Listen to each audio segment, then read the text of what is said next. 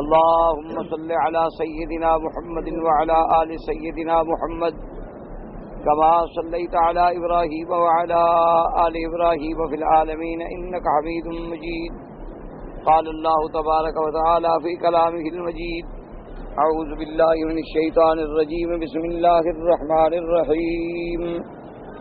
فاستجاب لهم ربهم أني لا أضيع عمل عامل منكم من ذكر أو أنثى بعضكم من بعض فالذين هاجروا وأخرجوا من ديارهم وأوذوا في سبيلي وقاتلوا وقتلوا لأكفرن عنهم سيئاتهم ولأدخلنهم جنات تجري من تحتها الأنهار ثوابا من عند الله والله عنده حسن الثواب.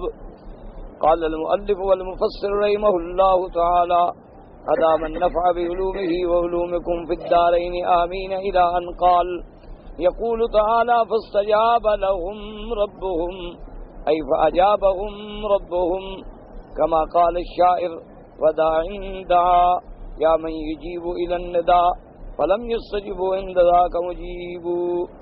اب مفسر رحمۃ اللہ علیہ ان آیات مبارکہ کی تفسیر بیان فرماتے ہیں کہ فاستجاب لهم ربهم انی لا اضیع عمل عامل منکم من ذکر او انثى بعضکم من بعض.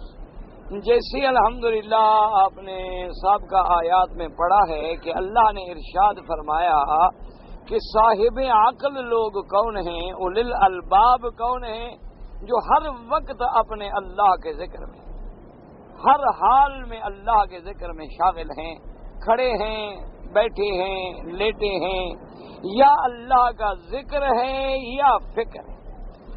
ذکر میں تو ساری چیزیں آ گئیں، نماز بھی ذکر ہے، طواف بھی ذکر ہے، تلاوت قرآن بھی ذکر ہے، اسی طریقے سے سبحان اللہ والحمدللہ سب ذکر ہے.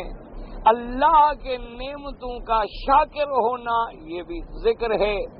اور فکر کے بارے میں جیسے کہ امام اوزاعی رحمۃ اللہ علیہ نے فرمایا کہ اس کی ادنا قسم یہ ہے کہ اللہ کے قرآن کی آیات میں غور کرے، اس کے ترجمے کو سمجھے کہ قرآن کیا کہتا ہے. اور دوسرا فکر کا پھر مرتبہ ہوتا ہے کہ اللہ کی اس کائنات میں فکر کرے کہ میرے اللہ نے آسمان بنائے، زمین بنائی، یہ سارا نظام کوئی بے فائدہ تو نہیں بنا، اس میں بھی کوئی اللہ کی حکمت ہے. اسی طرح پھر اللہ کی ان نعمتوں میں فکر کرے کہ دیکھیں اللہ نے انسان کیسے پیدا کیا، اور ایک انسان میں اللہ نے کتنی بڑی مشینری لگا رکھی ہے کہ گویا ایک چھوٹا عالم ہے انسان، کہ اسی انسان میں دیکھیں تمام قوات کا اجتماع.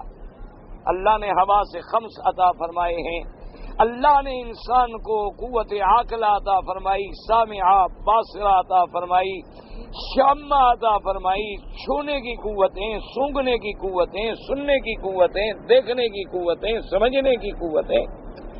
اور پھر اللہ نے ایک انسان اگر صرف اپنے نفس میں غور کرے، اپنے اللہ نے جو اس کو آزادی ہے اس میں غور کرے، اور اس کی ایک ایک پیدا کردہ چیز پہ غور کرے، تو اس کا نتیجہ کیا ہوتا ہے کہ فتبارک اللہ احسن الخالقین، کہ پھر انسان اعتراف کرتا ہے کہ مولا واقعی آپ ہی بہتر پیدا فرمانے والے.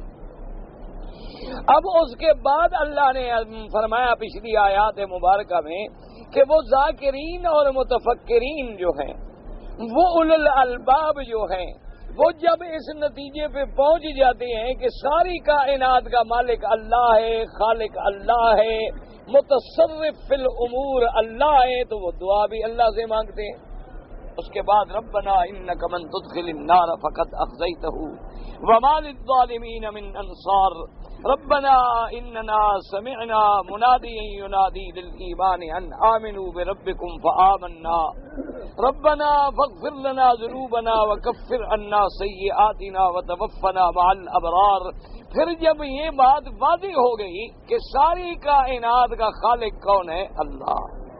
ساری کائنات کا مالک کون ہے؟ اللہ۔ ساری کائنات میں متصرف کون ہے؟ اللہ۔ ساری کائنات کو چلانے والا کون ہے؟ اللہ۔ نفع اور نقصان کا مالک کون ہے؟ اللہ۔ تو سمجھ آ گئی کہ ندا کا مستحق بھی اللہ ہے، پکار کا مستحق بھی اللہ ہے۔ اب ندا ہے، استغاثہ ہے، نظر ہے، صرف اللہ کے لیے ہے، اس کے سوا اگر ہم جائیں گے تو شرک اکبر میں مبتلا ہو جائیں اللہ تبارک و تعالی۔ اور جب آدمی اس یقین کے ساتھ مانگتا ہے، اللہ نے فرمایا فاستجاب لهم ربهم، پھر اللہ نے بھی ان کی دعائیں سن لی۔ اللہ تو اپنے ہر بندے کی دعا سنتا ہے، اللہ تبارک و تعالی تو ہر انسان کی پکار سنتے ہیں، اللہ تبارک و تعالی تو ہر داعی کی دعا سنتے ہیں، اور بلکہ حکم دیا ہے اللہ نے کہ ادعونی، مانگو مجھ سے، استجب لکم، میں تمہاری دعائیں قبول کروں۔ اللہ نے حکم دیا ہے قرآن میں کہ میرا بندہ مجھے جب چاہے، جس وقت چاہے، جس حال میں چاہے پکارے، میں اس کی پکار سنتا ہوں اور جواب دیتا ہوں۔ یہ اللہ کا کتنا بڑا کرم ہے۔ تو اس لیے قرآن نے ان آیات میں بھی ارشاد فرمایا کہ جب اللہ کے بندوں نے، اولو الالباب نے، ذاکرین نے، متفکرین نے اپنے رب کو پکارا تو رب نے بھی ان کی پکار کو سن لیا۔ ہمیشہ یاد رکھا کریں کہ دعا کبھی خالی نہیں جاتی۔ جو بھی ہم مانگتے ہیں، دعا جو ہے وہ تین حالتوں سے خالی نہیں ہوتی۔ یا تو جو ہم نے مانگا وہ اللہ نے ہمیں دے دیا، الحمدللہ ہم نے جو چیز طلب کی وہ مل گئی، ایک تو دعا منظور ہو گئی۔ منظور ہونے کا معنی یہ ہے جو ہم نے مانگا تھا وہ ہمیں مل گئی۔ دوسرا یہ ہوتا ہے کہ ہم نے جو دعا مانگی، جو نعمت مانگی وہ تو ہمیں نہیں ملی، لیکن اس دعا کی وجہ سے کوئی بڑی مصیبت آ رہی تھی جس کو اللہ نے ٹال دیا، اس کا ہمیں پتہ نہیں چلتا، لیکن ہماری دعا جو ہے وہ تو خالی نہیں گئی، اس کی وجہ سے ہم کسی مصیبت سے بچ گئے، کسی بلا سے بچ گئے، کسی بہت بڑے امتحان سے بچ گئے۔ دو چیزیں۔ تیسری صورت حدیث مبارک میں یہ آتا ہے کہ اللہ فرماتے ہیں کہ میرے بندے کی دعا کو رکھ لو، ذخیرہ کر لو، اس کا بدلہ اس کو میں قیامت والے دن دوں۔ اور یہ بھی حدیث میں موجود ہے کہ دنیا میں طلب کی ہوئی دعاؤں کا بدلہ جب قیامت میں اللہ دیں گے تو مومن اس وقت تمنا کرے گا کہ آئے کاش دنیا میں تو میری ایک دعا بھی نہ منظور ہوتی، سارے بدلے آج مجھے اللہ دیتا۔ یعنی دعا تو کسی حال میں خالی نہ گئی، یعنی ہر بندے کی دعا آپ نے جو مانگا ہے یا مل گیا، یا مصیبت ٹل گئی، یا قیامت کے لیے محفوظ ہو گئی۔ اور اسی طرح دعا کا یہ فلسفہ ہے، یہ بھی یاد رکھیں کہ جب دعا مانگیں تو قلب حاضر سے مانگیں، ان قلب لاہن نہیں، غافل دل سے نہیں کہ دل تو کسی اور طرف ہے اور مانگا دعا رہے۔ پورا آدمی کا دماغ، دل، توجہ، فکر سب اسی طرف لگا ہوا۔ اور دوسری دعا میں یہ بھی شرط ہے کہ ادعوا ربکم تضرعا وخفیا، کہ اپنے رب کے آگے دعا جو ہے وہ بڑی عاجزی سے اور بڑی آہستگی سے مانگو، چیخ چیخ کے دعائیں مانگنے کی ضرورت نہیں، کیونکہ انکم لا تدعون صما ولا غائبا، تم اپنے ایسے رب کو پکار رہے ہو جو یہ تو نہیں کہ نعوذ باللہ وہ سنتا نہیں، یہ تو نہیں نعوذ باللہ وہ غائب ہے، وہ دور ہے، آواز نہیں پہنچتی اس لیے تم چیخ رہے ہو اور زور لگا رہے ہو۔ وہ تو ایسی ذات سننے والی ہے کہ تیری زبان ہلے تو سن لے، وہ تو ایسی ذات سننے والی ہے کہ چیونٹی اگر رات کو پتھر پہ چلے تو اس کے چلنے کی آوازیں بھی سن لے، تو پھر اس رب کے آگے چیخنے کی کیا ضرورت ہے؟ اور دعا کے اندر عاجزی ہو، تضرع ہو، تذلل ہو، اور اگر رونا نصیب ہو جائے تو سبحان اللہ کہ آنسو بہ رہے ہیں اور دل اللہ کی طرف متوجہ ہے، بدن پہ لرزہ ہے اور دل سے لفظ دل سے نکل رہے ہیں، تو ایسی جب دعائیں مانگی جاتی ہیں تو وہ اللہ کے دربار میں فوراً قبول ہو جاتی ہیں۔ اور اسی لیے میرے آقا نے سرکار مدینہ صلی اللہ علیہ وسلم نے یہ بھی فرما دیا کہ بھئی چلو ہر وقت آدمی کو رونا نہیں آتا، رو نہیں سکتا، علم تب کو تم رو نہیں سکتے ہو تو فتباکو، فرمایا کہ رونے والی شکل تو بنا سکتے ہو، رونے کی شکل تو اختیار کر سکتے ہو نا۔ ایسی دعا مانگو کہ اس میں عاجزی ہو اور گر گرا کے اور رو کے تزاری کے ساتھ۔ اور دوسرا یہ بھی یاد رکھو، یہ بھی دعا میں شرط ہے کہ کوئی حرام چیز نہ مانگو، کوئی شریعت کے خلاف چیز نہ مانگو۔ اب یہ دعا مانگو کہ وہ بندہ طلاق دے دے میں شادی کروں، یہ کوئی بات تو نہیں ہوئی۔ یہ دعا مانگو کہ اللہ اس سے تو مکان چھین لے اور مجھے دے دے، یا کسی کی گاڑی اچھی دیکھی تو کہا اللہ میاں ایسے لے لے مجھے دے دے، یہ سب حرام ہے شریعت۔ ایسی دعا مانگنا جو ہے خلاف شریعت گناہ۔ اور اسی طرح سے دعا مانگنے میں یہ بھی نہ کہا کرو کہ بھئی مدت ہو گئی ہے جی مانگتے مانگتے ہماری تو سنتا ہی نہیں، یہ کفر کے کلمات ہیں، یہ ہمیشہ یاد رکھو، یہ کافر کے کلمات ہوتے۔ اور جی مدت ہو گئی ہے ہم تو دعائیں مانگ رہے ہیں مولوی صاحب، ہماری تو دعا سنتا ہی نہیں، پتہ نہیں وجہ کیا ہے سمجھ نہیں آتی، ہماری تو کوئی دعا بھی منظور نہیں ہوتی۔ تو یہ بالکل حدیث کا بھی انکار ہے اور رحمت خداوندی کا بھی انکار ہے، کیونکہ قاعدہ یہ ہے کہ ایک دنیا کے بادشاہ کو آپ ملنا چاہتے ہیں، کتنی محنت کرتے ہیں، تو وہ تو بادشاہوں کا بادشاہ ہے، وہ تو غنی ہے، صمد ہے، لم یلد ہے ولم یولد ہے، وہ تو ساری کائنات کا خالق مالک ہے، اس کی مرضی جب چاہے سنے۔ اللہ کے نبی بھی 18 سال دعائیں مانگتے رہے اور بعد میں منظور ہوئی۔ حضرت یعقوب علیہ السلام نے دعا مانگتے مانگتے آنکھیں مبارک سفید ہو گئی، یعنی آنکھوں پہ کثرت پانی کی وجہ سے سفیدی آ گئی، پھر جا کے دعا منظور ہوئی یوسف علیہ السلام کے بارے میں۔ یہ بات یاد رکھا کریں، بعض لوگ جو ہے نا وہ جب بات کہتے ہیں تو یہ کہہ دیتے ہیں کہ یعقوب علیہ السلام دعا مانگتے مانگتے اندھے ہو گئے، یہ غلط بات ہے، نعوذ باللہ۔ حضرت یعقوب علیہ السلام نابینا نہیں ہوئے، یہ بات ہمیشہ یاد رکھنا۔ ایک بات ہمیشہ دماغ میں رکھ لو کہ کوئی ایسا لفظ جو ہے ظاہراً بھی جو انبیاء کی شان کے مطابق نہ ہو کبھی زبان سے نہ نکلے۔ اللہ اپنے نبیوں کو کبھی ایسی بیماری نہیں دیتے، کبھی ایسا عیب نہیں دیتے جو دنیا کے اندر عیب شمار ہو۔ دیکھو نا کوئی اندھا ہو تو آدمی کہتے ہیں یار اندھے ہو، تو اندھا ہونا عیب ہے۔ اللہ کے نبی ظاہری اور باطنی ہر عیب سے پاک ہوتے ہیں۔ اللہ کے نبی جو ہیں ان میں نہ کوئی ظاہر میں عیب ہوتا ہے اور نہ ان کے کوئی باطن میں عیب ہوتا ہے۔ تو یہ کہنا نعوذ باللہ کہ یعقوب علیہ السلام اندھے ہو گئے روتے روتے، یہ بالکل غلط بات ہے۔ قرآن نے ان کو اعمیٰ نہیں کہا، قرآن نے فرمایا اسفا علی یوسف وابیضت عیناہ من الحزن فہو کظیم۔ حالانکہ قرآن میں کئی مقام پہ اعمیٰ کا ذکر موجود ہے، اگر اللہ معاف فرمائے ان پر اس قسم کی کوئی کیفیت تھی تو اللہ ذکر فرما دیتے کہ بھی یوسف کے غم میں اعمیٰ ہو گئے۔ اللہ نے یہ نہیں فرمایا، اللہ نے فرمایا وابیضت عیناہ، کہ آپ کی آنکھیں جو تھی سفید ہو گئی، یعنی رونے میں اتنا روتے رہے کہ پانی کے بہنے سے سفیدی جو تھی وہ غالب آ گئی سیاہی پر۔ اور اس کے بعد لفظ یاد ہیں فرتد بصیرہ، مانا ہے کہ روشنی اور اضافہ ہو گیا، اس میں جو کمی آ گئی تھی وہ دوبارہ لوٹ آئی۔ یہ اس لیے بعض حضرات نے چونکہ بصیر اعمیٰ کے مقابلے پہ آتا ہے، هل يستوي الاعمى والبصیر، تو اس لیے بھی انہوں نے یہاں مانا اندھے کا کر دیا۔ لیکن علماء محققین رحمہم اللہ علیہم اجمعین نے فرمایا کہ ہر وہ مرض جو کسی نبی کے لیے عیب بنے اللہ وہ بیماری نہیں لگا۔ دیکھا نہیں کہ موسیٰ علیہ السلام پہ لوگوں نے عیب لگایا فبرأہ اللہ مما قالوا وکان عند اللہ وجیہا، حالانکہ ایسی بیماری تھی جس کا تعلق ستر سے تھا، لیکن اللہ نے کپڑے بھی اتروا دیے نبی کے، لیکن عیب سے پاک کر دیا کہ میرے نبی جو ہیں عیب سے پاک ہوتے ہیں، وہ ظاہری عیوب سے بھی پاک ہیں اور باطنی عیوب سے بھی پاک ہیں۔ اللہ نے ان کو معصوم بنایا ہے، اگر ان سے کوئی اولا افضل کے معاملے میں بات ہوئی تو وہ بھی اللہ نے معاف فرما دی۔ تو لہذا جب بھی پیغمبروں کا ذکر آئے تو بڑے ادب سے، بڑے احترام سے اور بڑا احتیاط سے، کہ کہیں ایسا نہ ہو کہ ایک لفظ کی وجہ سے ہم مارے جائیں اور ہمارے عمل جو ہیں وہ برباد ہو جائیں۔ تو اس لیے اللہ تبارک و تعالیٰ کی مرضی ہے۔ یعقوب علیہ السلام کی دعا دیکھیں، ایوب علیہ السلام کی دعا دیکھیں، نوح علیہ السلام کی دعا دیکھیں، حضور صلی اللہ علیہ وسلم دیکھیں کہ 40 سال میں نبوت ملی، 13 سال متواتر تکلیف میں گزر گئے، ایک دن نہیں گزرا، 2 دن نہیں گزرے، 13 سال متواتر۔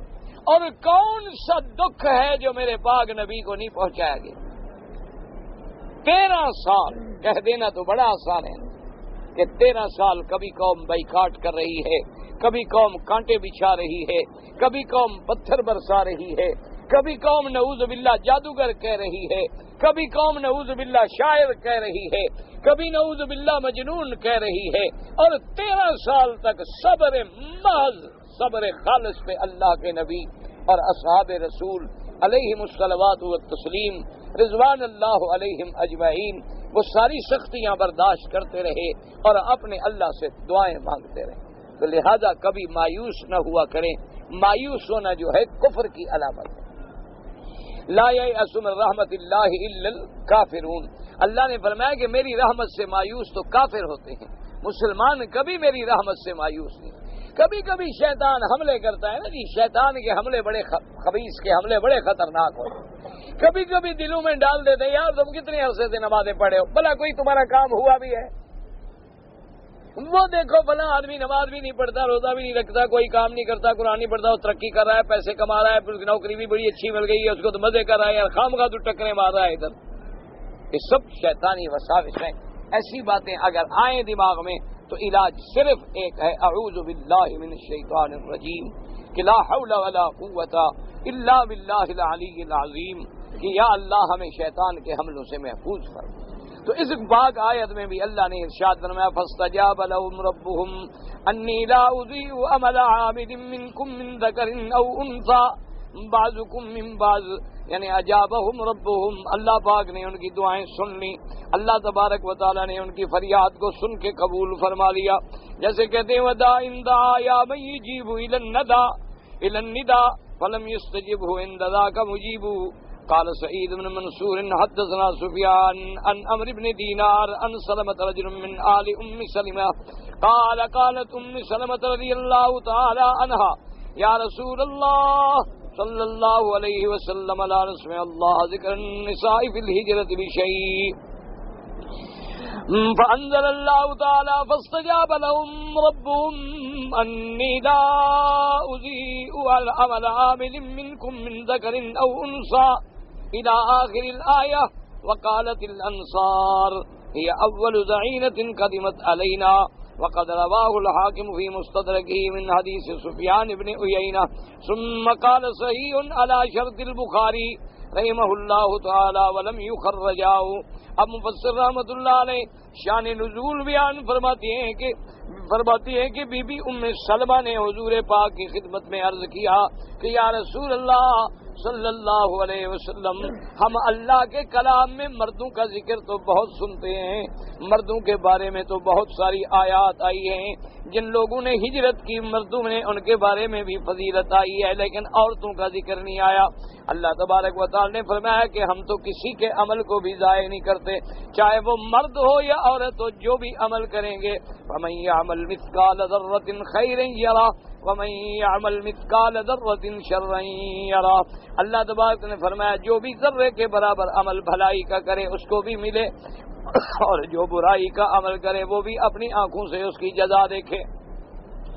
اس لیے فرمایا اللہ تبارک و تعالی نے، یاد رکھیں کہ پورے قرآن پاک میں اللہ نے جتنے احکام ہیں اصل میں مخاطب مردوں کو کیا جاتا ہے، عورتیں اس کے تابع ہوتی ہیں، ان کو یعنی علیحدہ حکم دینے کی ضرورت نہیں ہوتی۔ کسی جگہ میرے اللہ نے باقاعدہ عورتوں کا بھی ذکر ارشاد فرما دیا ہے، حتیٰ کہ اسی ہجرت کے معاملے میں اللہ نے فرمایا یا ایھا النبی اذا جاءک المؤمنات یبایعنک علی الا یشرکن باللہ شیئا ولا یسرقن ولا یزنین ولا یقتلن اولادہن ولا یأتین ببہتان یفترینہ بین ایدیہن وارجلہن ولا یعصینک فی معروف فبایعہن واستغفر لہن اللہ ان اللہ غفور الرحیم۔ اللہ نے فرمایا کہ میرے پیارے نبی اذا جاءک المؤمنات، جب مومنہ عورتیں ایمان لانے کے لیے، جب وہ ایمان لانے کے لیے آ رہی ہیں تو ان کو مومنہ کا خطاب بھی اللہ نے عطا فرما دیا۔ آئیں آپ کے پاس بیعت کے لیے تو ان سے بیعت لیں، اور ان سے اس شرط پہ بیعت لیں کہ اللہ یشرکن باللہ شیئا، اللہ کے ساتھ کسی چیز کو شریک نہ بنائیں، فلا یسرقنا، چوری نہ کریں، فلا یزنینا، زنا نہ کریں، فلا یقتلن اولادہن، اپنی اولادوں کو قتل نہ کریں، کیا مانا اسقاط نہ کرائیں، یا گولیاں کھا کے قتل نہ کریں، یا پیدائش کے وقت قتل نہ کریں، ولا یفترینہ بین ایدیہن وارجلہن، اور نہ ہی کسی پہ افترا کریں اور بہتان لگائیں، اور نہ آپ کی نافرمانی کریں معروف میں۔ اگر وہ عورتیں یہ بات قبول کریں تو آپ ان کی بیعت کر لیں، اور پھر ان کے لیے اللہ سے بخشش بھی طلب کریں، اللہ بخشنے والے ہیں، مہربان ہیں۔ وہاں بھی اللہ نے عورتوں کا بطور خاص ذکر فرمایا۔ اسی طرح اللہ نے فرمایا ان المسلمین والمسلمات والمؤمنین والمؤمنات والقانتین والقانتات الی آخر الآیہ، اللہ نے وہاں بھی عورتوں کا اور مردوں کا برابر پہ ذکر فرمایا۔ تو اس لیے یاد رکھیں کہ اسلام نے عورت کو بہت بڑی عزت دی ہے، اسلام نے عورت کو بہت بڑی عظمت دی ہے۔ تاریخ عالم کا مقابلہ کریں، تہذیب یونان دیکھیں، تہذیب فارس دیکھیں، تہذیب مصر دیکھیں، تہذیب روما دیکھیں، رومن امپائر کے احوال پڑھیں۔ ہر دور میں عورت جو تھی وہ ذلیل تھی، عورت ایک لونڈی تھی، عورت ایک زر خرید مال تھا، عورت مردوں کے بہلانے کے لیے ایک کھلونا تھا، عورت کے لیے نہ ورثہ تھا، عورت کے لیے نہ کوئی جائیداد میں حصہ تھا، عورت جس نے بھی زبردستی چھین لیا اسی کی خدمت گزاری کرتی تھی، اور عورت اگر ناپاک ہو تو گھر سے نکال دی جاتی تھی، عورت اگر حیض میں ہے تو علیحدہ کر دی جاتی، نفاس میں ہے تو علیحدہ کر دی جاتی، اگر عورت عالم حیض میں ہے تو کسی بیمار کے پاس اس کو نہیں آنے دیتے تھے کہ بھی بیماری میں اضافہ ہو جائے گا۔ عورت کو تو یہ سمجھا جاتا تھا کہ اس سے منحوس ترین دنیا میں کوئی چیز نہیں ہے۔ اگر عورت کسی کے آگے گزر جاتی تو لوگ واپس آ جاتے کہ میرا کام نہیں ہوگا، عورت نے راستہ کاٹ دیا ہے۔ اگر عورت پیچھے سے آواز دیتی تو لوگ بیٹھ جاتے کہ آج میرا کام نہیں ہوگا، پیچھے سے مجھے عورت نے آواز دی ہے۔ یہ ساری تہذیب جو ہے، تمام دنیا کی تہذیبوں کا مقابلہ کریں، صرف اسلام ہے جس نے عورت کو اس بلند مقام پہ پہنچایا کہ اللہ کے نبی عورت کے لیے کھڑے ہو جائیں۔ اس سے بڑا مرتبہ کوئی ہو سکتا ہے؟ بی بی عائشہ صدیقہ رضی اللہ تعالی عنہ فرماتی ہیں کہ سیدہ فاطمہ الزہرا رضی اللہ عنہا، سیدہ فاطمہ جب حضور کی خدمت میں آتی، حضور اپنی بیٹی کے استقبال میں کھڑے ہو جاتے۔ اس سے بڑا کوئی اعزاز ہو سکتا؟ اسی طرح صحابہ فرماتی ہیں کہ جنگ حنین کے موقع پر صحابہ کہتی ہیں کہ ہم بیٹھے تھے کہ ایک عورت جو ہے وہ آئی حضور کی خدمت میں، تو حضور صلی اللہ علیہ وسلم نے اپنی چادر بچھا دی، اپنی چادر بچھا کے اس عورت کو بٹھایا، ردائے نبوت پہ بٹھایا، اور فرمایا کہ بتلائیں کیا کہتی ہے؟ تو صحابہ کہتی ہم حیران ہو گئے کہ جو وہ عورت کہہ دی گئی حضور فلاں کہہ دی چھوڑ دیں، فرمایا چھوڑ دو، فلاں کہہ دی ہوں کہ حضور مال بھی واپس کر دیں، فرمایا واپس کر دو، فلاں کام کر دیں، فرمایا کر دو، فلاں چیز دے دیں، فرمایا دے دو۔ صحابہ کہتی ہیں ہم حیران ہو گئے کہ یہ کون خوش نصیب عورت ہے کہ جو مانگتی ہے اللہ کے نبی دیتے جا رہے ہیں۔ جب فارغ ہو گئی، بات ختم ہو گئی، ہم نے پوچھا تو حضور نے فرمایا اس نے مجھے دودھ پلایا۔ تو اللہ تبارک و تعالیٰ نے کتنی عظمت بخشی ہے کہ دودھ پلانے والی عورت کا مقام اتنا اونچا کر دیا کہ اللہ کے نبی چادر بچھا کے بٹھا رہے۔ اللہ تبارک و تعالیٰ نے عورت کو عظمت دی ہے، اسلام نے عورت کو عظمت دی، اسلام نے عورت کو پہچان دی کہ وہ ماں ہے، بحیثیت ماں کے جنت اس کے قدموں کے نیچے۔ اسلام نے عورت کو پہچان دی کہ وہ بیٹی ہے اور بیٹی کا تحفظ والدین کا فریضہ ہے۔ اسلام نے پہچان دی کہ وہ بہن ہے، اسلام نے پہچان دی وہ بیوی ہے، اور اس کے اسی طرح حقوق ہیں جس طرح خامند کے حقوق ہیں۔ اسلام نے یہ سارے رشتے قائم کیے، اسلام نے اس کو ایسی عزت کا مقام عطا فرمایا۔ اللہ نے فرمایا جمعہ بہت بڑی اہم نماز ہے، عیدین کی حاضری بہت بڑی اہم چیز ہے، لیکن عورت اپنے گھر میں رہے، اس کو تکلیف کرنے کی ضرورت نہیں ہے تاکہ اس کا حجاب زیادہ سے زیادہ قائم رہے۔ اللہ نے حکم فرمایا کوئی عورت علیحدہ سفر نہ کرے تاکہ اس کی عزت پہ خطرہ نہ آئے، اس کی عصمت پہ خطرہ نہ آئے۔ اللہ نے فرمایا اگر عورت کو محرم نہ ملے میں حج معاف کر دوں گا، لیکن سفر نہ کرے، بغیر کسی محرم کے نہ نکلے، ہو سکتا ہے کوئی تکلیف پیش آ جائے، ہو سکتا ہے اس کی عزت کو خطرہ ہو جائے، ہو سکتا ہے اس کے لیے راستے میں کوئی مسائل پیدا ہو جائیں۔ تو اللہ نے تو عورت کو اتنی بڑی عزت بخشی ہے، لیکن افسوس یہ ہے کہ لوگوں نے عزت کا معنی یہ سمجھا ہے کہ عورت کو یہ آزادی ہو کہ وہ عریان ننگی ہو کے بازار میں پھرے۔ یہ اگر اس کو آپ عزت کہتے ہیں تو اسلام اس کو عزت نہیں کہتا، یہ تو پھر سمجھنے کا فرق۔ آپ اگر اس کو عزت سمجھتے ہیں کہ وہ تھیٹر میں ناچے، سرکس میں کرتب دکھلائے، ہوٹلوں میں آ کے غیر مردوں کے دل لبھائے، آپ اس کو عزت سمجھتی ہیں کہ وہ بالکل بن سنور کے بازاروں میں پھرے اور لوگوں کی نظروں کی ہر وقت ہوس کا شکار رہے، اگر اسی کو آپ عزت سمجھتے ہیں تو اسلام اس عزت کا قائل نہیں۔ ایک سیدھی سی بات ہے، یہ اپنا اپنا فلسفہ ہے، اپنے اپنے سمجھ کی بات ہے، اپنے اپنے عقل کی بات ہے۔ اللہ تبارک و تعالی اگر عقل عطا فرمائے، ورنہ آپ دیکھیں عورت کو زن کیوں کہا جاتا تھا، عورت کو یہ لقب کیوں دیے گئے؟ آج تک آپ نے دیکھا ہے نا عورت کے زیورات کہ گلے میں جناب لاکٹ ہیں اور ہنسلیاں ہیں، پاؤں میں ہنسلیاں ہیں، ہاتھوں میں چوڑیاں ہیں۔ یہ اصل میں پتہ ہے کیا تھا؟ پہلے دور میں عورتوں کو اس طرح قیدی بنا کے لوگ اٹھا کے لاتے تھے، تو انہوں نے ان قید کے ان جولان اور ہتھکڑیوں کے بجائے یہ سونے کی ہتھکڑیاں ڈال دی، عورت ذرا خوش ہو گئی، ورنہ اصل میں تو یہ اس بات کی نقل ہے اور کچھ نہیں۔ اسلام اس کا قائل نہیں ہے، اور اسلام اس کا بھی قائل نہیں ہے کہ عورت جو ہے وہ تخت پہ بیٹھے، عورت جو ہے وہ مردوں پہ حکومت کرے، عورت جو ہے وہ خلافت پہ آئے، عورت جو ہے وہ نبی بنے، عورت جو ہے وہ امام بنے۔ اسلام اس کی بھی اجازت ہے۔ اگر اس کی اجازت ہوتی تو آمنہ کے لال نے غلاموں کو تو بنا دیا، حضرت زید کو بنایا، حضرت اسامہ کو بنایا، حضرت بلال کو کعبے کی چھت پہ کھڑا کر دیا، تو آپ اپنی بیٹی فاطمہ کے لیے نہ فرما دیتے رضی اللہ تعالی عنہا وارضا۔ اور اس میں اسلام تو اتنا تیرا پردہ رکھتا ہے، تم نے دیکھا ہے نا اگر میری طرح کوئی آدمی 2 روپے کی انگوٹھی پہنے تو اس کی حفاظت کی کیا ضرورت ہے؟ بھئی اگر میرے جیسا کوئی آدمی ایسی انگوٹھی پہن لے کو پتھر 5 ریال 10 ریال 20 ریال کا، اگر اتنا بڑا ہیرا ہو نا جو مجھے تو 2 نوکر رکھنے پڑے حفاظت کے لیے، جتنا یہ پتھر ہے اگر اتنا بڑا ہیرا ہو، ڈائمنڈ ہو، تو اس کو تو جناب مجھے بینک کے لاکروں میں رکھنا پڑے گا، اور جب میں پہن کے جاؤں تو مجھے باڈی گارڈ رکھنے پڑیں گے کہ قیمتی چیز جتنی ہوگی اسے چھپایا جائے۔ اللہ نے فرمایا کہ عورت اتنی قیمتی چیز ہے اسے پردے میں رکھا جائے، یہ نہیں کہ اسے اوپن تھیٹر بنا دیا جائے۔ اللہ نے تو اس کو عزت بخشی ہے، اللہ تبارک و تعالیٰ نے اس کو عظمت بخشی ہے کہ ہر قیمتی چیز کو چھپایا جاتا ہے۔ اس لیے دیکھیں کہ اللہ نے قرآن میں باقاعدہ ایک قرآن کی سورت جو ہے وہ عورت کے نام پہ ہے، سورت مریم، اللہ نے کتنا اونچا کر دیا۔ آج یہ صفا مروہ دوڑ رہے ہو، کیا ہے عورت کی یادگار نہیں؟ سب سے پہلے اسماعیل کی اماں ہی دوڑی تھی نا، اسی عورت کے دوڑنے کو اللہ نے قبول فرمایا، اور آج ہم سب صفا مروہ دوڑ رہے ہیں، اور شاعر اللہ میں ہے صفا مروہ، ایک عورت کی ہی یادگار ہے۔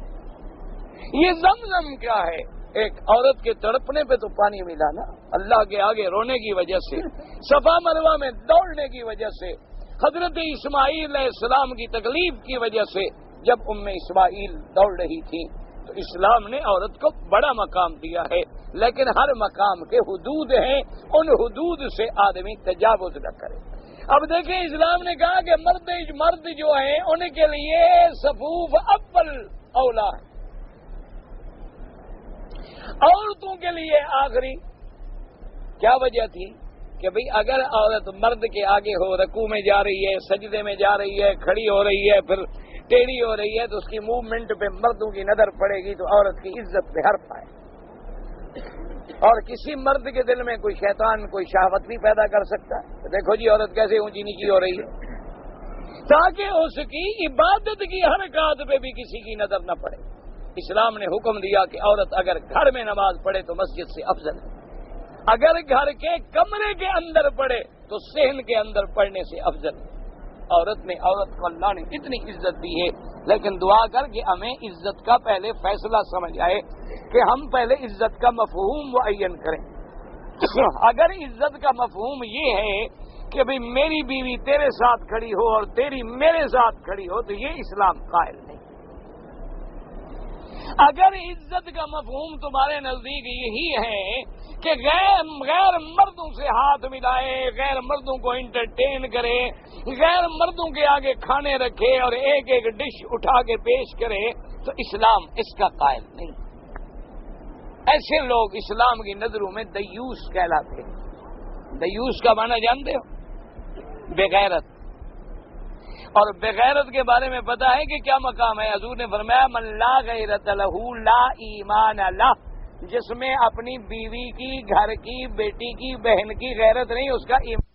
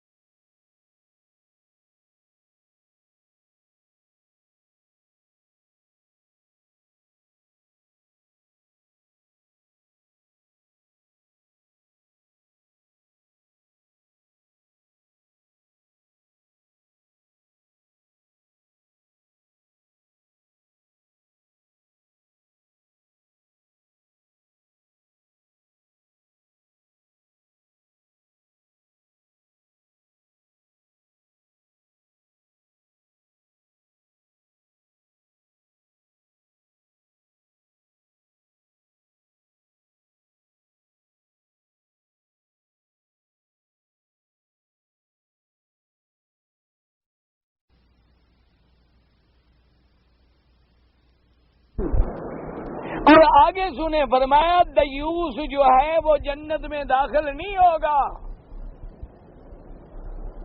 اب تمہارے نزدیک وہ عزت ہے تو ہم کیا کریں؟ بھئی ہر ملک کے قوانین الگ ہیں نا، تمہارے قوانین الگ ہیں، انگریز کے الگ ہیں، اللہ کے الگ ہیں۔ یا تو انکار کر دو بھی ہم اللہ رسول کی بات نہیں مانتے، بس ختم ہو گئی، بات ختم ہو گئی، قصہ ختم ہو گیا، پھر لمبے چوڑے جھگڑے میں پڑنے کی ضرورت ہی نہیں، پھر تمہاری مرضی ہے جو چاہو کرو۔ اور اگر ایک طرف یہ دعویٰ کرو کہ لا الہ الا اللہ محمد الرسول اللہ، کہ مولا تو الہ ہے، اور تیرا رسول محمد پاک ہمارا مدنی رسول پاک ہے، اور تیرا حکم بھی ہم وہ مانیں گے جو محمد مدنی بتلائیں گے۔ آج اگر ہمیں موسیٰ علیہ السلام کی کتاب کا حکم ملے ہم نہیں مانیں گے، ہم حکم کون سا مانیں گے؟ جو آئے گا محمد الرسول اللہ۔ اگر یہ تم نے مان لیا ہے تو پھر یہ دیکھنا پڑے گا کہ حضور کی بیٹیوں نے پردہ کیا یا نہیں کیا، حضور کی بیویوں نے پردہ کیا یا نہیں کیا۔ حضور کی بیویوں نے مسئلہ پوچھا کہ حضور طواف کیسے کریں، مرد ہیں، فرمایا باہر باہر پھرو، دور دور پھرو، کسی مرد کے قریب نہ جاؤ۔ بیویوں نے مسئلہ پوچھا حضور احرام باندھا ہوا ہے، احرام میں حکم ہے کہ چہرہ کھلا رکھو، اور سامنے غیر مرد آ جاتی ہیں، فرمایا اگر غیر مرد آئیں تو کپڑا ڈال دو چہرے پہ، کوئی حرج۔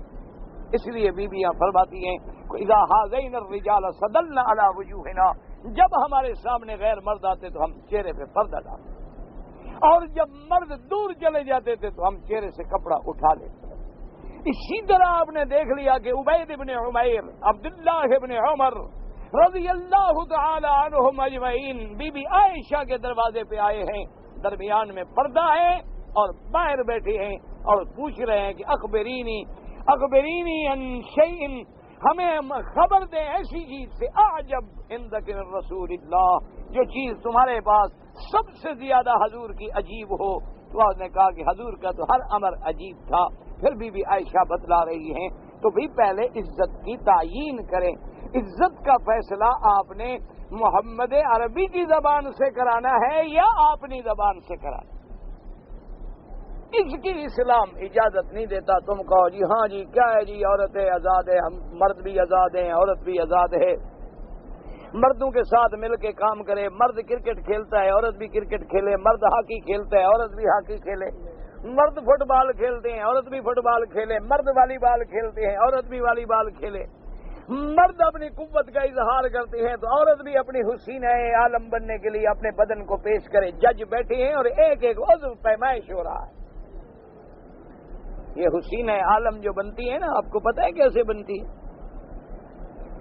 انا للہ و انا الیہ راجعون، یعنی اگر آپ وہ ہسٹری پڑھیں نا، وہ دیکھیں نا کہ شرائط کیا ہے، کن شرائط پہ جو لڑکی اترے گی وہ عالم کی حسینہ بنے گی، تو اللہ تبارک و تعالیٰ ایک ایک عضو جو ہے نا وہ پیمائش سے گزرتا ہے، ایک ایک عضو۔ انا للہ، اگر اسی کا نام عزت ہے تو اس کا اسلام قائل نہیں۔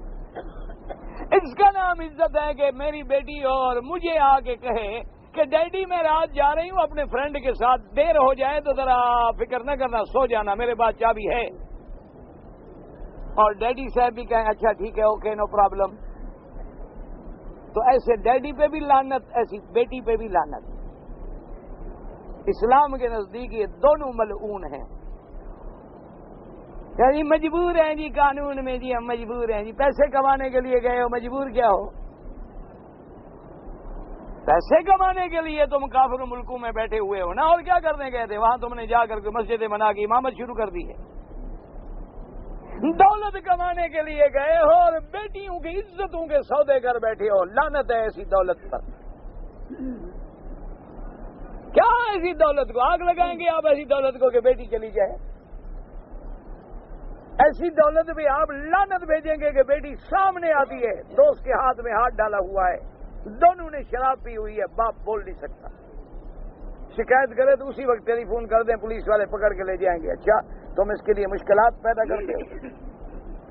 ابھی میں یورپ میں ابھی جب باہر دورے پہ تھا تو مجھے کسی نے بتلایا، اس نے کہا کہ یہاں تو یہ عالم ہے کہ لڑکی اگر 15-16 سال کی ہو جائے اور اس کا کوئی فرینڈ نہ ہو، کوئی عاشق نہ ہو، کوئی یار نہ ہو، تو ماں باپ اس کو باقاعدہ نفسی ڈاکٹر کے پاس لے جاتے ہیں، سکائٹرسٹ کے پاس لے جاتے ہیں کہ ہماری لڑکی میں کوئی دماغی نقص ضرور ہے، اتنی جوان ہوگی ابھی تک یار نہیں ڈھونڈا اس نے۔ جناب یہ بھی ملک ہے، یہ چاہتے ہو تو یہ اسلام میں نہیں۔ انہوں نے کہا وہ باقاعدہ ڈاکٹر کے پاس جاتے ہیں، وہ کہتے ہیں لازماً اس کا کوئی مینٹل پرابلم ہے، کوئی دماغی نقص ہے، ورنہ جوان ہے، شباب ہے، خوبصورت ہے، یہ کیا ہے کہ اس کا کوئی بھی ابھی تک دوست نہیں بنا۔ اگر اس کا نام آزادی ہے کہ وی سی آر چل رہا ہے، باپ بھی بیٹھا ہے، بھائی بھی بیٹھا ہے، بہنیں بھی بیٹھی ہیں، بیٹیاں بھی بیٹھی ہیں، بیوی بھی بیٹھی ہے، سب فلم دیکھ رہے ہیں ماشاءاللہ۔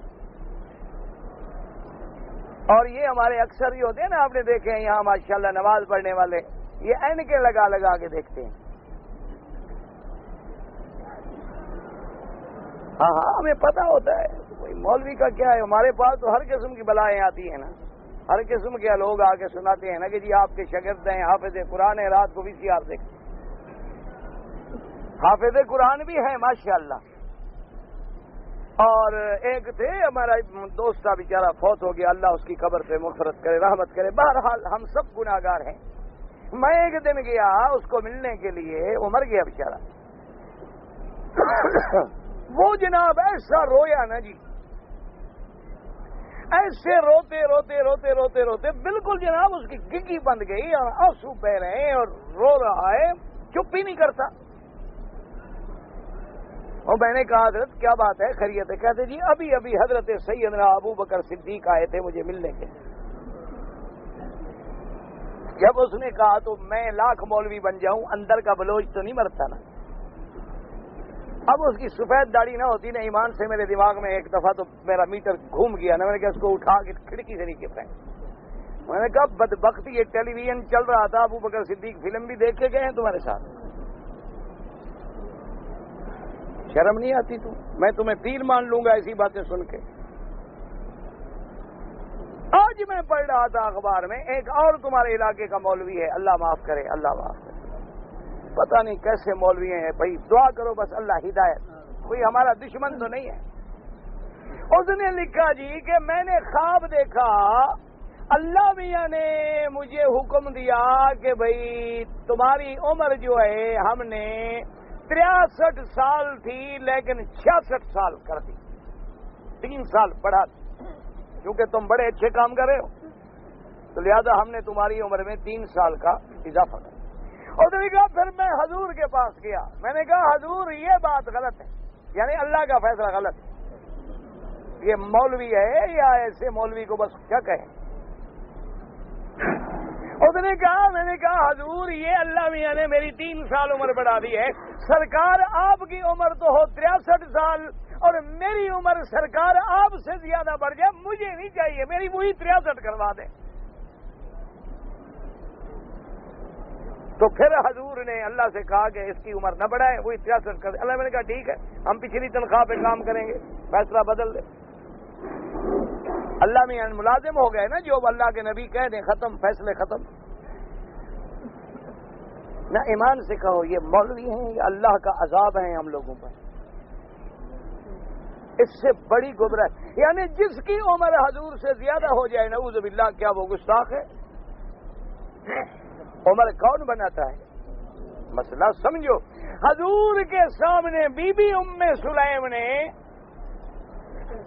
اللہ کے نبی سے درخواست کی، کہا حاضی خویدبک یا رسول اللہ، اور نے کہا حضور یہ آپ کا چھوٹا سا خادم حضرت انس، آپ مہربانی کریں اپنے اس خادم کے لیے بھی دعا کر دیں۔ حضرت انس فرماتے ہیں حضور نے میرے لیے 3 دعائیں کی، اللہم بارک فی عمرہ، بارک فی آلہ و مالہ، اللہ میرے اس خادم کی عمر میں برکت عطا فرما، اللہ اس کے اہل و اولاد میں برکت عطا فرما، اللہ اس کے مال میں برکت عطا فرما۔ حضرت انس فرماتے تھے اللہ کی شان ہے، اللہ نے میرے مدنی کی 3 دعائیں منظور فرما لی کہ آج میں 100 سال سے بھی عمر میں اوپر جا رہا ہوں اور میرے بیٹے بیٹوں کے بیٹے بیٹیاں 120 سے بھی بڑھ گئے ہیں، اور فرمایا ساری دنیا کے باغوں میں 1 دفعہ پھل لاتا ہے، میرے باغ میں سال میں 2 دفعہ پھل لاتا ہے۔ تو اب حضرت کا خادم ہے، عمر بڑھ گئی نعوذ باللہ، تو وہ حضرت کا گستاخ ہو جائے گا؟ کتنے صحابہ ہیں جن کی عمر حضور پاک سے زیادہ ہے، کتنے ایسے انبیاء ہیں جن کی عمر زیادہ ہے۔ یہ تو میرے اللہ کے فیصلے ہیں، اللہ زیادہ کرے مرضی، اللہ کم کرے مرضی، اور قطعی نص سے قطعی ہے، ان اجل اللہ اذا جاء لا یؤخر، اذا جاء اجلهم لا يستأخرون ساعة ولا يستقدمون۔ اللہ نے فرمایا جو میں نے عمر لکھ دی ہے ایک گھڑی نہ آگے ہوگی نہ پیچھے ہوگی، ختم۔ ایسی باتیں کر کے لوگوں کو دیکھو جی کیسا عاشق رسول ہے، کہتے ہیں حضور سے میری عمر زیادہ نہ ہو جائے۔ اور جس بستر پہ مولوی صاحب تم سوتے ہو حضور ایسے بستروں پہ سوتے تھے، جس طرح کے دفتر تم نے بنائے ہیں دنیا میں ایسے حضور نے بنائے تھے، جس طرح کی گاڑیوں میں تم پھرتے ہو ایسی گاڑیوں میں حضور پھرے تھے، جس قسم کے تم سونے کے بٹن لگاتے ہو ایسے حضور نے لگائے تھے، جس طرح کے تم لباس پہنتے ہو ایسے میرے مدنی نے پہنے تھے۔ باقی چیزیں جو نہیں ہیں ایسے لوگوں کو تم دھوکے دیتی ہو کہ یہ عاشق رسول ہے۔ یاد رکھو جو عاشق ہیں وہ بتلایا ہی نہیں کرتے، جن کے دلوں میں عشق رسول کی شمع روشن ہے اور وہ بتلایا بھی نہیں کرتے، زندگیاں گزر جاتی ہیں، انہوں نے کبھی یہ بھی نہیں بتلایا کہ مجھے خواب میں حضور کی زیارت ہو۔ ہم نے کہا یہ ہمارا اور اللہ کے درمیان میں راز ہے، ہم لوگوں پہ کیوں کھولیں؟ اگر اللہ نے ہم پر مہربانی کی ہے تو الحمدللہ، اللہ نے ہمیں یہ مرتبہ بخشا ہے تو الحمدللہ ثم الحمدللہ۔ یہ باتیں کوئی کہنے کی تو نہیں ہے، یہ باتیں لوگوں کو بتلانے کی تو نہیں ہوتی۔ اگر اللہ کسی کو یہ مرتبہ ہمیشہ حصول ہوتا ہے، یاد رکھیں کہ یہ برتن خالی ہے، مارو گے تو بج اٹھے گا، اگر بھرا ہوا ہو تو کبھی آواز پیدا نہیں کرے گا۔ مجھے اپنے والد صاحب رحمت اللہ علیہ نے واقعہ سنایا، فرمایا کہ حضرت دین پوری رحمت اللہ علیہ جو عظیم مجاہد تھے، عظیم عابد تھے، جہاں بڑے بڑے علماء نے آ کے بیعت کی اور جنہوں نے جنگ آزادی میں کفر سے ٹکر لی، ان کو جب انگریزوں نے قید کر دیا ہتھکڑی لگا کے، کم از کم کو 100 میل کا فاصلہ حضرت کو پیدل چلاتے ہوئے لے گئے تاکہ دنیا دیکھے کہ ہم کیسے پکڑ کے لے جا رہے ہیں۔ والد صاحب فرماتے ہیں کہ جب چھوٹ گئے تو میں ان کی خدمت میں گیا تو میں نے کہا کہ حضرت کمال کی بات ہے 120 میل تک آپ کو پیدل چلاتے رہے ہتھکڑیاں لگا کے، آپ نے تو کوئی کرامت شرامت کوئی بزرگی کوئی دعا کوئی کام کچھ دکھایا ہی نہیں۔ حضرت امروٹی ہوتے تو دیکھ دے کیسے انگریز ہتھکڑی لگاتا ہے۔ والد سے فرماتے ہیں ہم نے کہا بیٹا حضرت اور ہم ایک ہی شیخ کے خادم تھے لیکن ابھی حضرت مکمل نہیں تھے۔ آدمی ولایت کی تکمیل اسی کا نام ہے، اللہ غار میں رکھے تو راضی ہو، اللہ مزار میں رکھے تو راضی، اللہ قید میں رکھے تو راضی ہو، اللہ باہر رکھے تو راضی ہو۔ اپنے رب کے فیصلوں پہ گردن جھکا دینا جو ہے یہ ولایت۔ جب اللہ نے لکھا تھا قید الحمدللہ، اللہ نے چھڑوا دیا تو الحمدللہ۔ اس میں کوئی اپنی بزرگیاں دکھانا کہ ہم یہ کر دیں گے وہ کر، انہوں نے کہا وہ کرتے تھے ایسی باتیں لیکن ابھی مکمل نہیں تھے، ابھی ان کا مقام تکمیل پہ نہیں پہنچا تھا۔ اگر کچھ خالی چیز ہو تو بجتی ہے، خالی نہ ہو تو کبھی آواز نہیں کرتی۔ جو بھرے ہوئے ہوتے ہیں وہ کبھی اپنے آپ کو ظاہر نہیں کرتے، وہ مٹ جائیں گے، آپ کے سامنے ان کی زندگیاں گزر جائیں گی، آپ کو پتہ بھی نہیں لگے گا کہ یہ اللہ کا ولی تھا، آپ کو پتہ بھی نہیں لگے گا، وہ کبھی ظاہر تھوڑی کرتے ہیں۔ وہ کوئی کاروباری ہوتے ہیں کہ ظاہر کر کے لوگوں سے پیسے لیں، لوگوں کو خواب سنائیں، لوگوں کے سامنے بیٹھ کے تقریریں کریں۔ اللہ سے دعا کرو اللہ ہمیں صحیح معنوں میں عاشق رسول بنائے، اللہ ہمیں حضور کا غلام بنائے، اللہ ہمیں حضور کی غلامی میں موت نصیب فرمائے، اللہ ہمیں میدان حشر میں حضور پاک کے ہاتھوں سے حوض کوثر نصیب فرمائے، اللہ ہمیں حضور کی شفاعت نصیب فرمائے، صحابہ اہل بیت اولیاء اللہ کی محبت نصیب فرمائے۔ دعا کریں ولایت کی نشانی یاد رکھ لو، اللہ کا ولی وہ ہے جس کا ہر قدم سنت مصطفیٰ کے مطابق، بس ایک نشانی یاد۔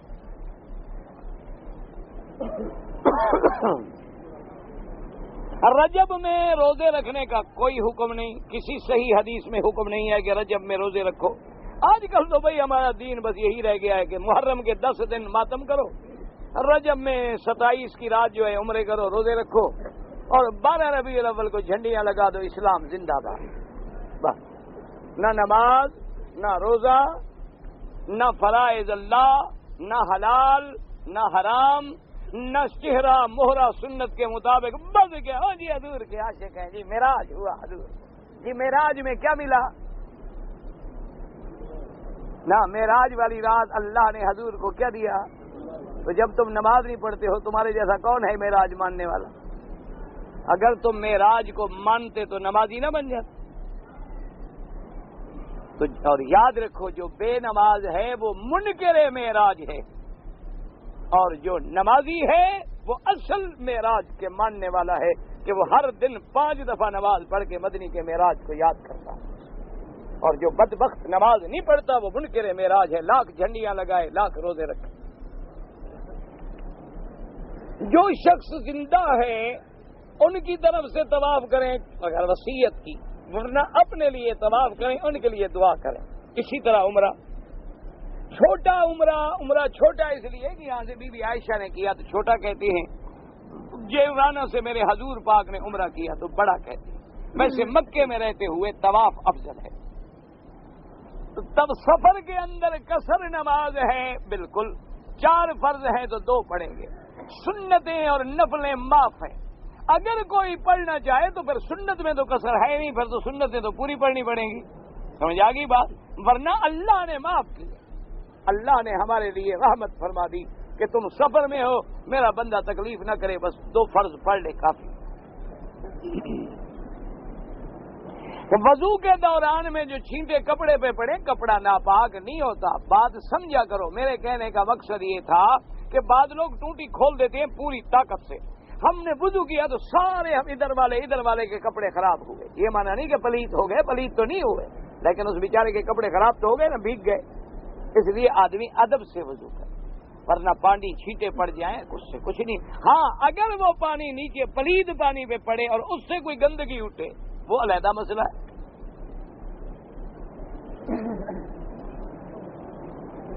استنجے کے چھینٹے بھی اسی طرح، اگر گندگی ہے میں نے بتا دیا، پھر تو بچنا چاہیے اس سے۔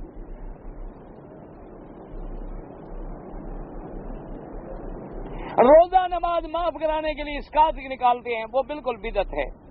یہ ابھی عورت کا مسئلہ ابھی تک آپ کو سمجھ نہیں آیا تو پھر کبھی سمجھ نہیں آ سکتا۔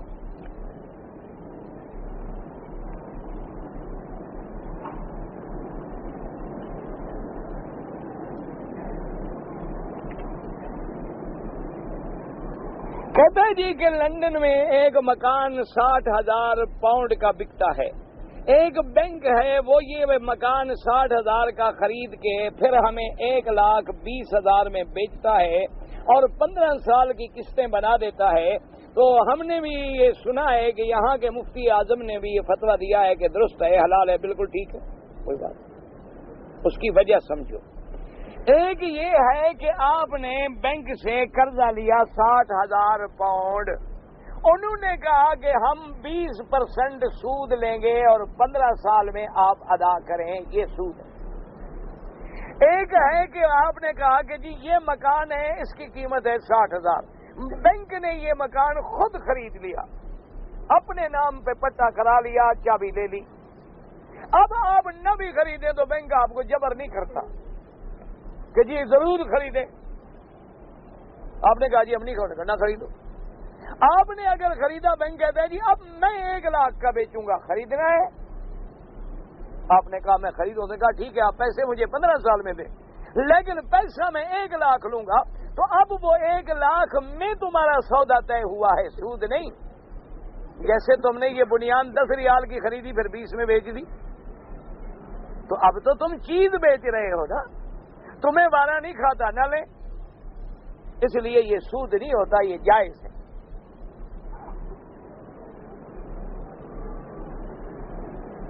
وطر کی نماز جو ہے مغرب کی طرح، یہ ایک حدیث مبارک میں موجود ہے، میں نے کہا تھا کہ اعلاء السنن کتاب ہے، اس میں دیکھ لیں۔ اب آپ نے نہیں سنا تو میں کیا کروں؟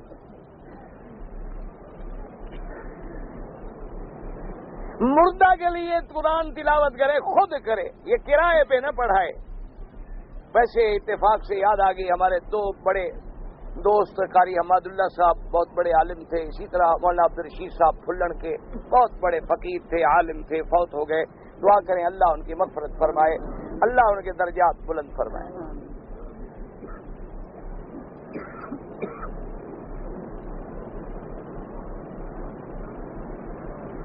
چاندی اور سونے کے نصاب میں بڑا فرق ہوتا ہے، تو اپنی مرضی سے ہم کریں، مرضی سے نہیں کریں گے۔ یہ دیکھیں گے کہ ہمارے پاس ہے کیا، ہمارے پاس سونا ہے تو سونے کا حساب لگائیں گے، ہمارے پاس چاندی ہے چاندی کا حساب لگائیں گے۔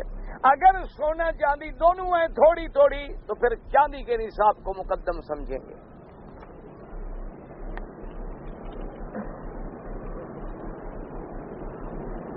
کہتے ہیں جی کہ ویل چیئر پہ جو لوگ بیچارے ریڈیوں پر صفا مروا دوڑتے ہیں تو صفا مروا دوڑانے والے بڑی تیز تیز دوڑتے ہیں اور پڑا نہیں جاتا. تم نے بھی اپنے باپ کو کبھی خود کروایا ہوگا؟ تم بھی تو کرائے پہ کرواتے ہو نا. اگر باپ کو خود کرواؤ ریڈی پہ تو تیز تیز کرانے کی ضرورت ہی نہیں. ویسے صفا مروا پڑھنے کا نام نہیں، 7 چکر لگانے کا نام ہے، چاہے ایک لفظ بھی نہ پڑھے.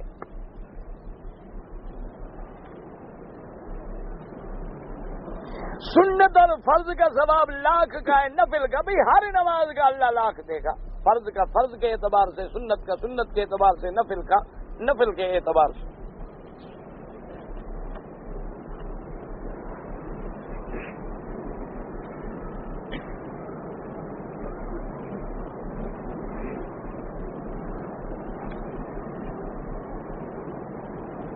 میں طواف کر رہا تھا، اس کے بعد صفا مروا کر رہا تھا، 4 چکر میں نے لگا لیے تھے. مجھے شدید پیشاب لگا تو میں پیشاب کے لیے گیا تو کچھ پیشاب میرے کپڑوں میں بھی نکلا. میں نے بعد میں پیشاب کیا، کپڑے دھوئے، آ کے چکر پورے کیے. کوئی بات نہیں، ٹھیک ہے، کوئی بات، کچھ بھی نہیں.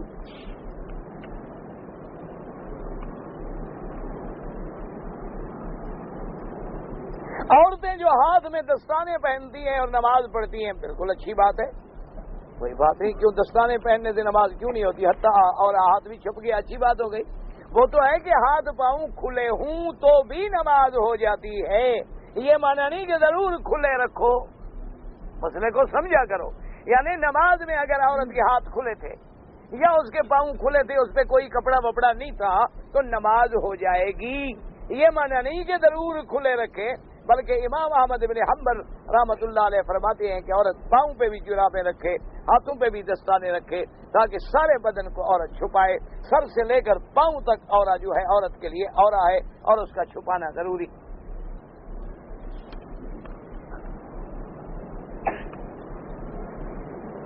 ایک میرے دوست نے بیوی کو 3 طلاق دے دیا. یہ طلاق کے مسئلے اپنے علاقے کے عالم سے پوچھیں، کیونکہ یہ مسائل ایسے ہوتے ہیں کہ ہر آدمی بتانے والا مولوی کو ایک نئی کہانی بتاتا ہے اور پھر مولوی اس کے لفظ سن کے جواب دیتا ہے. پھر جا کے کہتے ہیں اس مولوی نے یہ کہا اور اس نے یہ کہا، اس نے یہ کہا اور اس نے یہ کہا. اس لیے ایسے مسائل اپنے علاقے کے عالم سے پوچھیں. اگر آپ عرب میں ہیں تو دارالافتاء سے رجوع کریں، وہاں سے آپ کو ایسے مسائل کا جواب ملے گا.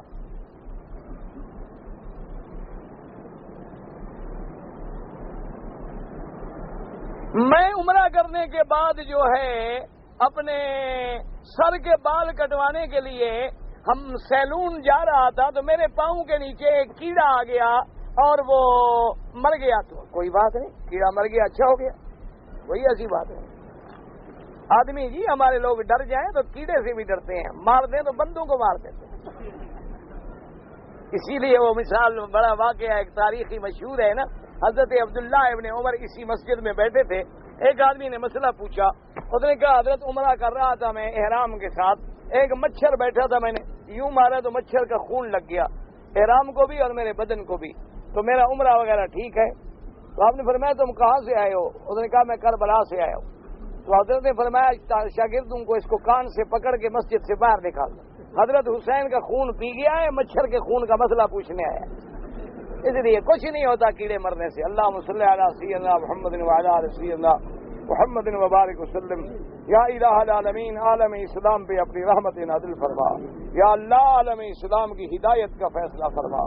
یا الہ العالمین، مسلمان کشمیر میں ہیں، ہندوستان میں ہیں، بنگلہ دیش میں ہیں، برما میں ہیں، اراکان میں ہیں، بہار میں ہیں، شیشان میں ہیں، فلسطین میں ہیں، عرب عجم میں ہیں، ان کی جان مال آبرو عزت کی حفاظت فرما.